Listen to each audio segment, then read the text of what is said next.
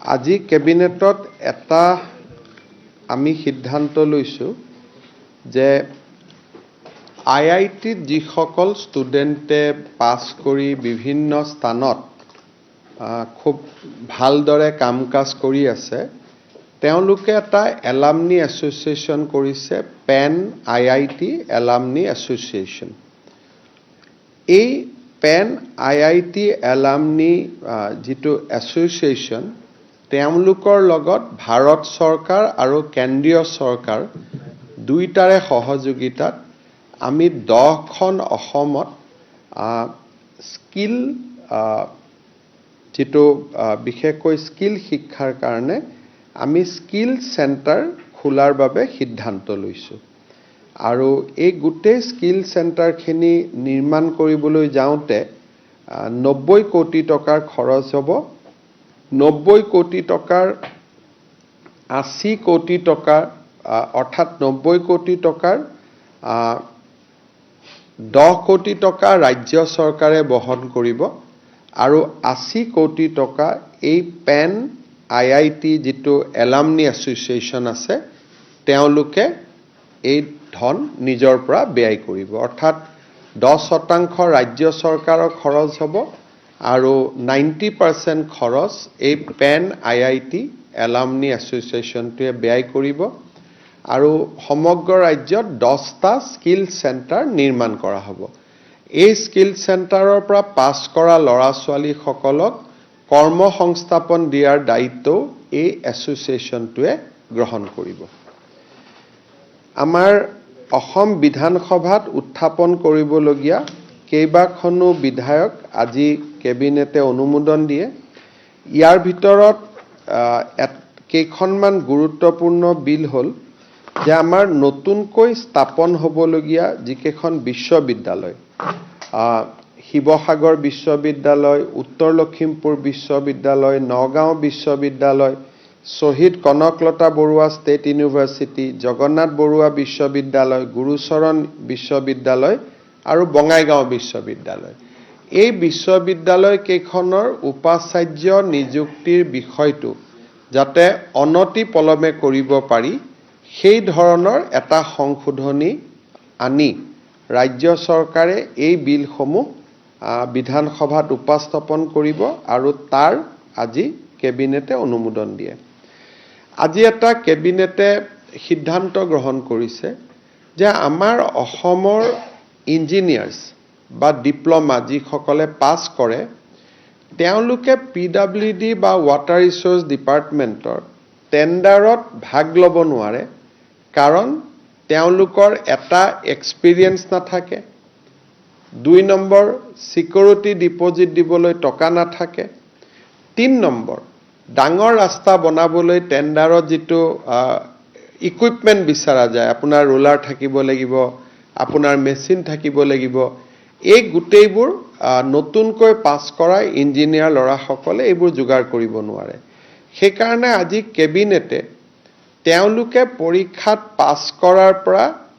Next 5 ইয়াৰ্ছলৈকে অৰ্থাৎ প্ৰথম 5 বছৰ তেওঁলোকৰ ক্ষেত্ৰত এই গোটেই চৰ্তাৱলীসমূহ শিথিল কৰি দিয়াৰ বাবে সিদ্ধান্ত লৈছে। অৰ্থাৎ এতিয়া তেওঁলোকে মেচিন কিনিব নালাগে, কোনোবা মেচিন থকা মানুহ এজনৰ লগত টাই আপ কৰি ল'লে হ'ল। এই ধৰণে আমি বিভিন্ন নিয়মে যাতে PWD আৰু ৱাটাৰ ৰিচোৰ্চ ডিপাৰ্টমেণ্টত থলুৱা ঠিকাদাৰ আমি সৃষ্টি কৰিব পাৰোঁ, থলুৱা ডেকা ল'ৰাক যাতে আমি ঠিকাদাৰ হিচাপে নিৰ্মাণ কৰিব পাৰোঁ, যেটো মোৰ বহুত দিন আগতে মই কৈছিলোঁ যে এইটো মোৰ প্ৰচেষ্টা আছে। আজি আমি এইটোত এটা সফল হ'লো যে ষ্টেণ্ডাৰ্ড বিডিং ডকুমেণ্টত যিখিনি টান কণ্ডিশ্যন আছিলে যাৰ কাৰণে নেকি ফাৰ্ষ্ট ক্লাছ কামবিলাক আমাৰ ইঞ্জিনিয়াৰিং কলেজৰ পাছ কৰা ল'ৰাবিলাকে ল'ব নোৱাৰিছিল, এতিয়া আজিৰ পৰা আমি তাক যথেষ্ট শিথিল কৰি দিলোঁ আৰু এতিয়া অসমৰ অভিযান্ত্ৰিক মহাবিদ্যালয় বা পলিটেকনিকত পাছ কৰা যুৱক যুৱতীসকলে আমাৰ লোক নিৰ্মাণ বিভাগ বা জল সম্পদ বিভাগত ঠিকা ঠাকুলি কৰিবলৈ পাৰিব আৰু ইয়াৰ পৰা মই ভাবো যে আমাৰ বহুত ডেকা ল'ৰা আমি ভাল ঠিকাদাৰ হিচাপে উলিয়াই নিব পাৰিম আৰু এছাম লোকৰ যি মনোপলি আছে, প্ৰত্যেকটো কাম কৰিলে আমি উপায় নাই তেওঁলোককে দিব লাগে কাৰণ কণ্ডিশ্যনখিনি তেওঁলোকেই পূৰা কৰে সেই ব্যৱস্থাটো আমি ভাঙি দিব পাৰিম আৰু এছাম নতুন চাম যুৱকক উলিয়াই লৈ আহিব পাৰিম আজি এটা কেবিনেটে খুব মোৰ দৃষ্টিত খুব গুৰুত্বপূৰ্ণ সিদ্ধান্ত লৈছে বিশেষকৈ USTM আদিৰ ঘটনাৰ পৰিপ্ৰেক্ষিতত এতিয়াৰ পৰা অসমত যদি কিবা ব্যক্তিগত বিশ্ববিদ্যালয় আমি নিৰ্মাণ কৰিব খোজো প্ৰথমতে আমাক সিকিউৰিটি ক্লিয়াৰেন্স লাগিব নেশ্যনেল সিকিউৰিটি ক্লিয়াৰেন্স বুলি কয় যে হোম আৰু পলিটিক্যাল ডিপাৰ্টমেণ্টে সিকিউৰিটি ক্লিয়াৰেন্স দিয়াৰ পিছতহে অসমত কোনো ব্যক্তিয়ে ব্যক্তিগত বিশ্ববিদ্যালয় স্থাপন কৰিব পাৰিব আজি আৰু দ্বিতীয়তে ব্যক্তিগত বিশ্ববিদ্যালয়সমূহ যিসমূহ অসমত ব্যক্তিগত বিশ্ববিদ্যালয় থাকিব তেওঁলোক সম্পূৰ্ণ ধৰ্ম নিৰপেক্ষ হৈ থাকিব লাগিব ধৰ্মান্তৰকৰণ আদি জাতীয় বিষয়বস্তুৰ লগত তেওঁলোকে প্ৰত্যক্ষভাৱে পৰোক্ষভাৱে জড়িত হ'ব নোৱাৰিব তিনিটা কথা যে প্ৰথম অসমত ব্যক্তিগত বিশ্ববিদ্যালয় স্থাপন কৰিব বিচাৰিলে ৰাষ্ট্ৰীয় নিৰাপত্তা দৃষ্টিভংগীৰ পৰা সিকিউৰিটি ক্লিয়াৰেন্স লাগিব অকল মাটি থাকিলে নহব অকল বিল্ডিং থাকিলে নহব ৰাষ্ট্ৰীয় নিৰাপত্তাজনিত সুৰক্ষাৰ সাৰ্টিফিকেটো লাগিব কোনে দিব হোম এণ্ড পলিটিক্যাল ডিপাৰ্টমেণ্টে দিব দ্বিতীয়তে এই বিশ্ববিদ্যালয়সমূহ সম্পূৰ্ণ ধৰ্ম নিৰপেক্ষ হ'ব লাগিব আৰু তেওঁলোকে প্ৰত্যক্ষ বা পৰোক্ষভাৱে নিজকে ধৰ্মান্তৰকৰণৰ দৰে বিষয়ৰ লগত জড়িত কৰিব নোৱাৰিব আৰু এনেকুৱা বিষয় যদি অভিযোগ পোৱা যায় তেতিয়াহলে সেই বিশ্ববিদ্যালয়বিলাকৰ পঞ্জীয়ন তৎকালীনভাৱে বাতিল কৰিব পৰা যাব এই ধৰণে আজি অসম কেবিনেটে অসম প্ৰাইভেট ইউনিভাৰ্চিটি এক্টখন অত্যন্ত কঠোৰ কৰাৰ বাবে সিদ্ধান্ত গ্ৰহণ কৰে এডভান্টেজ অসমৰ সন্মুখ সময়ত আমি দুখন বিশ্ববিদ্যালয়ৰ লগত MOU কৰিছিলো অসমত বিশ্ববিদ্যালয় দুখন নতুন কেম্পাছ স্থাপন হ'ব এখন বিশ্ববিদ্যালয় চিপাঝাৰত স্থাপন কৰিব তেওঁলোকে প্ৰায় 800 কোটি টকা ব্যয় কৰাৰ আমাক আশ্বাস দিছিল আৰু এখন বিশ্ববিদ্যালয় তিনিচুকীয়াত এডভান্টেজ অসমৰ দুখন MOU আজি আমি বাস্তৱলৈ ৰূপায়িত কৰি The Kamakhya National Ma Kamakhya National University Assam and EdTech Skill University Assam নামৰ দুখন নতুন বিশ্ববিদ্যালয় স্থাপনৰ অনুমতি দি বিধানসভাত বিল অনাৰ বাবে কেবিনেটে সিদ্ধান্ত গ্ৰহণ কৰে আজি আমাৰ কেবিনেটত আৰু এটা গুৰুত্বপূৰ্ণ সিদ্ধান্ত হৈছে যে আপোনালোকে জানে যে বাঁহ আমাৰ নিজৰ সম্পদ কিন্তু আমাৰ PWD ডিপাৰ্টমেণ্টে যেতিয়া বিল্ডিং আদি বনাই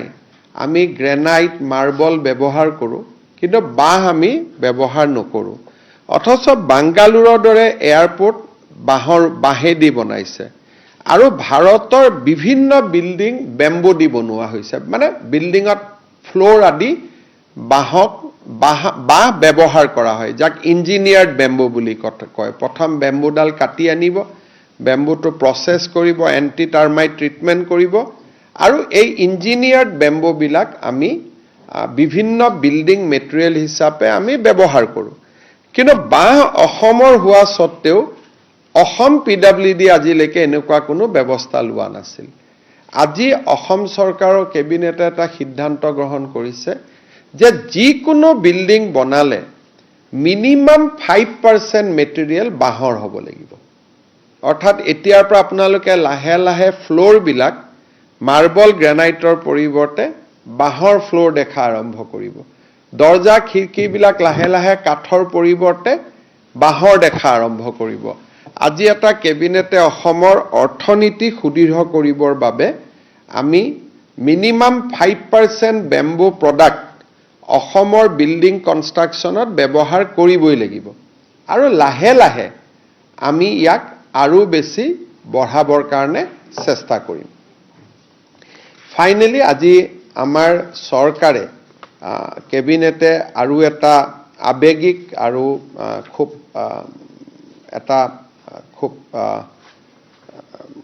ইম্পৰ্টেন্ট সিদ্ধান্ত গ্ৰহণ কৰে আমাৰ আপোনালোকে জানে যে অসমৰ এডভান্টেজ অসম যেটো আজি আমাৰ সফল হৈছে বুলি আমি সকলোৱে ভাবিছোঁ বা আমি এখন নতুন অসমৰ ইয়াৰ পৰা সৃষ্টি হ'ব বুলি আশা কৰিছোঁ। এই গোটেই কথাখিনি হোৱাৰ মূল কাৰণটো হ'ল যে টাটা গ্ৰুপে অসমত ছেমি কণ্ডাক্টৰ উদ্যোগ স্থাপন কৰিবলৈ লোৱা সাহসী সিদ্ধান্তৰ বাবে। যদি তেখেতসকলে এই সিদ্ধান্তটো নললেহেঁতেন তেতিয়াহ'লে অসমে কেতিয়াও এনেধৰণৰ ৰেছপন্স বাকী উদ্যোগপতিসকলৰ পৰা নাপালেহেঁতেন। চ' কেবিনেটে আজি এটা সিদ্ধান্ত লৈছে যে in recognition of the unparalleled contribution of the Tata গ্ৰুপছ and its chairman emeritus late Sri Ratan Naval Tata, the first Assam Vaibhav awardee himself, the state cabinet has approved the naming of the entire area covered by the Assam Semiconductor and Electronics Logistic Park, Tata OSAT Center and proposed township with the social infrastructure as Ratan Tata electronic city, Jagiroad. অৰ্থাৎ আমাৰ যিটো গোটেই Hindustan paper কৰ্পোৰেশ্যনৰ গোটেই যিটো area আছিলে, য'ত আমি এতিয়া নতুনকৈ ইলেক্ট্ৰনিক চিটি বনাম, সেই চিটিখনক আজি কেবিনেটে Ratan Tata electronic city RTEC, Jagiroad হিচাপে নামাকৰণ কৰিবলৈ সিদ্ধান্ত গ্ৰহণ কৰে। আমি সদায় এইটো কৃতজ্ঞতাৰে সোঁৱৰণ কৰোঁ যে it is that beginning has been made by the Tata Group. So if Tata would not have taken this bold decision to set up a semiconductor OSAT facility in Assam, probably this would not have been, we would not have seen so much response from the industrialists of the other industrialists of the country. So, as a grateful state, we have decided to name our electronic city in Jagirud as Ratan Tata Electronic City, Jagirud. এই ৰতন টাটা অসম বৈভৱ সন্মানৰো প্ৰথম অসম বৈভৱ সন্মানৰ অধিকাৰী আছিল আৰু কেবিনেটে আজি এনেধৰণে নামাকৰণ কৰিবলৈ পাই সঁচাকৈয়ে গৌৰৱ অনুভৱ কৰিছে। Last but not the least, আজি কেবিনেটে এডভান্টেজ অসমৰ সময়ত আমি স্বাক্ষৰ কৰা MOU বিলাক আমি পৰ্যালোচনা কৰোঁ আৰু এই MOU বিলাকক যাতে আমি বাস্তৱত ৰূপায়িত কৰিব পাৰোঁ তাৰ কাৰণে কেইবাটাও সৰু সৰু কেবিনেট গ্ৰুপ বিশেষ অফিচাৰ আৰু মন্ত্ৰীসকলক দায়িত্ব দি আমি নিৰ্মাণ কৰিব খুজিছোঁ। এই গোটেই বিষয়টো অহা কেবিনেটত আকৌ আলোচনা হ'ব। আজিৰ কেবিনেটত আমি প্ৰধানমন্ত্ৰী নৰেন্দ্ৰ মোদী ডাঙৰীয়াক ধন্যবাদ আৰু কৃতজ্ঞতা জনাই এটা বিশেষ প্ৰস্তাৱ গ্ৰহণ কৰোঁ, কাৰণ তেখেতে অসমৰ কাৰণে যিখিনি প্ৰচণ্ড আগ্ৰহ দেখুৱালে, উদ্যোগপতিসকলক অসমত বিনিয়োগ কৰিবলৈ তেখেতে যি আহ্বান জনালে, ৬২খনতকৈও অধিক ৰাষ্ট্ৰৰ ৰাষ্ট্ৰদূতক অসমলৈ তেখেতে অহাৰ বাবে ব্যৱস্থা কৰিলে, ডক্টৰ জয়শংকৰ ডাঙৰীয়াই নিজে প্ৰতিনিধি মণ্ডলটোৰ দায়িত্ব ল'লে। সেইবাবে আজি আমাৰ কেবিনেটে প্ৰধানমন্ত্ৰী নৰেন্দ্ৰ মোদী ডাঙৰীয়াক কেবিনেট আৰু অসমবাসীৰ হৈ কৃতজ্ঞতা জনাই এটা বিশেষ প্ৰস্তাৱ গ্ৰহণ কৰে। আপোনালোকে যদি কিবা সুধিব বিচাৰে সুধিব পাৰে। এনেকুৱা কথা যে এজন ল'ৰা ইঞ্জিনিয়াৰ পাছ কৰিলে, তেওঁৰ নলেজ আছে কিন্তু তেওঁৰ হাতত টকা নাই। গতিকে PWD ডিপাৰ্টমেণ্টত যদি আপুনি ফাৰ্ষ্ট ক্লাছ কাম কৰিব খোজে, 100 কোটি টকা তাৰ কাম এটাৰ কাৰণে আপুনি 100 কোটিৰ পুৰণা কৰা কাম এটাৰ প্ৰমাণ দিব লাগিব। এতিয়া ষ্টুডেণ্ট এজনে কেনেকৈ প্ৰমাণ দিব? দ্বিতীয়তে আপোনাক মেচিনাৰী আপোনাৰ আছে নাই সুধিব।